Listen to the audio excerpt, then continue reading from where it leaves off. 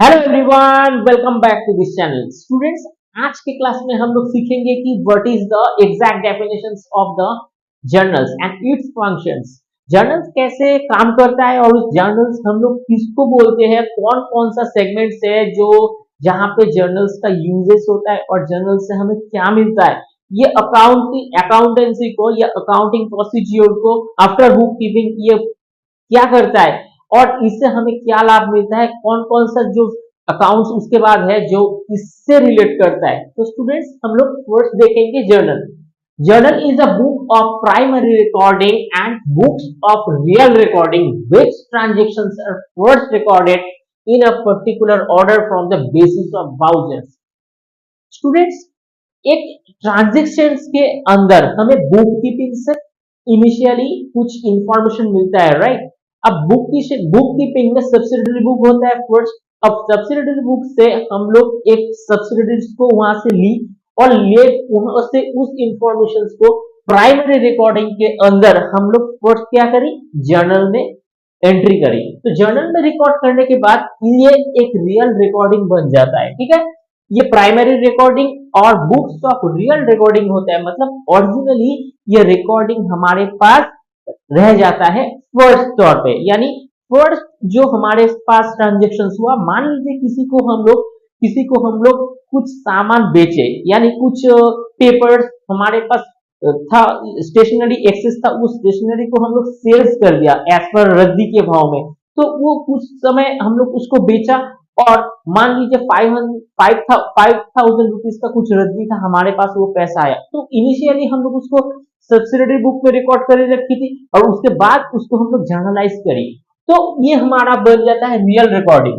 अब किसी भी डेट में, यानी उससे 1 साल बाद, 2 साल बाद, 6 महीने के बाद, 1 सप्ताह के बाद, 7 मंथ के बाद, किसी भी 9 मंथ के बाद, कभी भी अगर जरूरत होगा कि हम लोग रद्दी किस भाव से बेची थी और कौन कितना अमाउंट में बेची थी, तो वो प्राइमरी रिकॉर्डिंग का जो रियल रिकॉर्डिंग एक पोर्शन होगा उससे हम लोगों को मिल जाएगा, right. So which transactions are first recorded and particular order of the basis of this voucher? तो उसी हिसाब से जितने सारे हमारे पास सेलिंग होगा या परचेस होगा या कुछ भी होगा, तो उसको हम लोग एज पर वाउचर्स नंबर के हिसाब से उसको हम लोग एक के बाद एक डिसिप्लिन वे से हम लोग क्रोनोलॉजिकली उसको कंप्यूट करते चलेंगे। तो ये हो जाता है जर्नल। यानी कि हम लोग और एक बार देख लेते हैं, जर्नल ऐसा होता है कि किसी भी बिजनेस ट्रांजेक्शंस को प्राइमरीली हम लोग उसको लेके एक के बाद एक डिसिप्लिन वे में हम लोग कंप्यूट करते जाते हैं रिकॉर्डिंग में। तो इसको हम लोग बोलते हैं जर्नल्स। और उसमें भाउचर का जो नंबर होता है, सीरियल नंबर, एक पर्ची यानी कि स्लिप, उसको हम लोग इनवॉइस, भाउचर कुछ भी बोलते हैं। तो उस हिसाब से उसको कंप्यूटेशन हम लोग करते चलते हैं। अच्छा, we are known as the journal which we see first chronological business transactions have recorded with discipline way। Students, हम लोगों को इस जर्नल जब हम लोगों को करना है तो उस समय एक चीज फॉलो करना है कि हम लोग ऑब्वियसली उसमें बहुत ज्यादा डिसिप्लिन को फॉलो करेंगे। कहाँ पे कब कौन सा यूनिट सेल्स हो रहा है, कितना अमाउंट हम लोग परचेज कर रहे हैं, उसके बाद जाके हम लोगों को कितना पे करना पड़ रहा है, हम कितना सेलिंग के बाद रिसीव कर रहे हैं, ये सारी चीज बहुत अच्छे से डिसिप्लिन वे में हमें लिखित तौर पे रिकॉर्ड रखना ही चाहिए। ओके, तो स्टूडेंट्स, कुछ फंक्शंस हम लोग, कुछ फीचर्स हम लोग देखेंगे कि जर्नल्स के अंदर अंदर कौन कौन सा फीचर्स यहाँ पे होता है। Number 8, journal is a primary book. Obviously ये प्राइमरी बुक्स है, इसमें डबल एंट्री सिस्टम्स होता है। डबल एंट्री सिस्टम्स में स्टूडेंट्स हम लोग पहले प्रीवियस क्लास के अंदर देखी थी, डेबिट जो डीआर शॉर्ट फॉर्म में सीआर क्रेडिट को इंडिकेट करता है।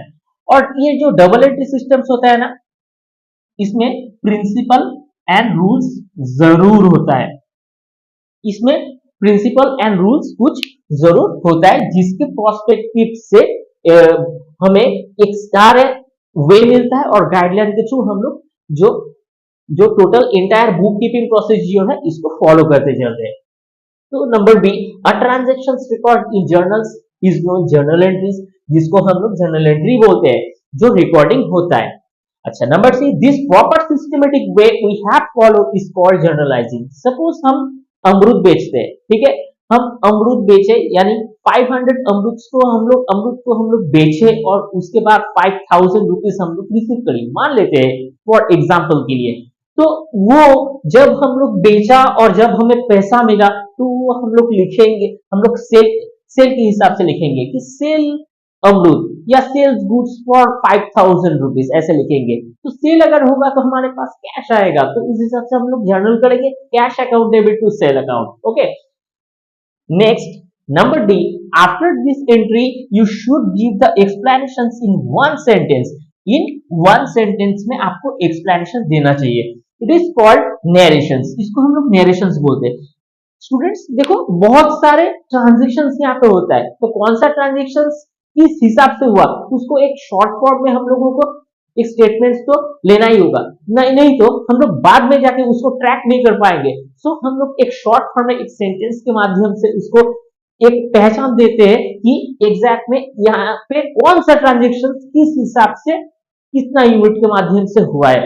ठीक है, तो it is it is important, ये बहुत ज्यादा इंपॉर्टेंट होता है। चलिए स्टूडेंट्स, एक एग्जांपल्स के अंदर हम लोग इसको समझने की कोशिश करते हैं। तो student, purchase goods for cash 30,000, एक एक हमारे पास एंट्री आया, एक गुड्स को हम लोग परचेज करी यानी खरीदी कहां से भी, तो वो हमें 30,000 के अंदर मिला। तो स्टूडेंट्स, बिफोर दैट हम लोग एक चीज देखेंगे यहाँ पे, फॉर्मेट ऑफ द जर्नल्स। तो students, format of the journals के अंदर डेट, पर्टिकुलर्स, एलएफ यानी कि लेजर फोलियो, उसके बाद अमाउंट का एक साइड में डेबिट होता है यानी डीआर हम लोगों ने यहाँ पे दिए और सीआर क्रेडिट को, तो दोनों तरफ में ये होता है एक जर्नल्स का फॉर्मेट। तो स्टूडेंट्स, चलिए इसको हम जर्नलाइज करने की कोशिश करते हैं। तो purchase goods for cash 30,000, students क्या होगा यहाँ पे, परचेज अकाउंट डेबिट, यानी हमारे पास परचेज हुआ है, परचेज होने से क्या, परचेज जब होगा तो ये नॉमिनल अकाउंट का एक फॉर्म है। तो परचेज अगर होता है तो हमारे पास से किया जाता है, हमारे परचेज जब होता है तो हमारे पास सामान आता है, किसी गुड्स आता है, कुछ थिंग्स आता है, कुछ रेफ्रिजरेटर आता है, कुछ वैल्यूएशंस तो जरूर आता है, और उसके अगेंस्ट में कुछ इक्विवेलेंट अमाउंट हमारे पास से चला भी जाता है। तो इसमें जर्नल्स क्या होगा, इसमें आता क्या है, परचेज आता है, यानी purchase account debit, purchase account debit to, हमारे पास से क्या चला गया, कैश चला गया, टू कैश।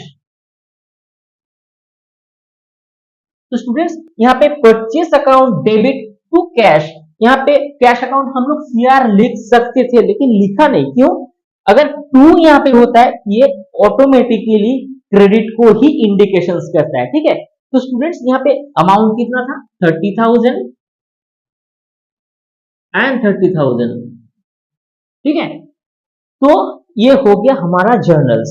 तो स्टूडेंट्स, तो हमें एज यूजुअल इंस्ट्रक्शंस था कि हमें जो एक्सप्लेनेशंस देना होता है वो वन सेंटेंस में कि किस आधार पे हुआ था। सो हम लोग यहाँ पे लिखेंगे बीइंग द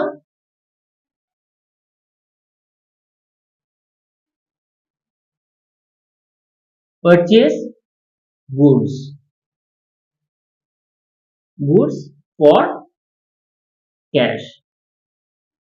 तो स्टूडेंट्स, ये हमारा जर्नल्स कंप्लीट हो जाता है। तो स्टूडेंट्स, आप इसका स्क्रीनशॉट ले लो। चलिए स्टूडेंट्स, जर्नल्स का जो इनिशियली जो हमारे फॉर्मेट्स इसमें जो फॉर्मेशंस है ये बहुत इंपॉर्टेंट है, तो हमारा इससे एक प्रिलिमिनरी सेंस डेवलप होता है, और जर्नल्स में आगे बहुत ही ज्यादा कुछ चेंजेस आएगा, कुछ नॉर्म्स आएगा, उसको हम लोग स्टेप बाय स्टेप सीखते चलेंगे और हमें और भी ज्यादा जानकारी मिलेगा। आप इस वीडियो को बहुत अच्छे से रिवाइंड करके देखना, तो आपको बहुत मजा आएगा। और मिलते हैं किसी नेक्स्ट क्लास में, तब तक के लिए थैंक यू। और वीडियो अगर अच्छा लगता है तो उसको लाइक शेयर सब्सक्राइब करना ना भूलना। मिलते हैं किसी नेक्स्ट क्लास में, तब तक के लिए थैंक यू।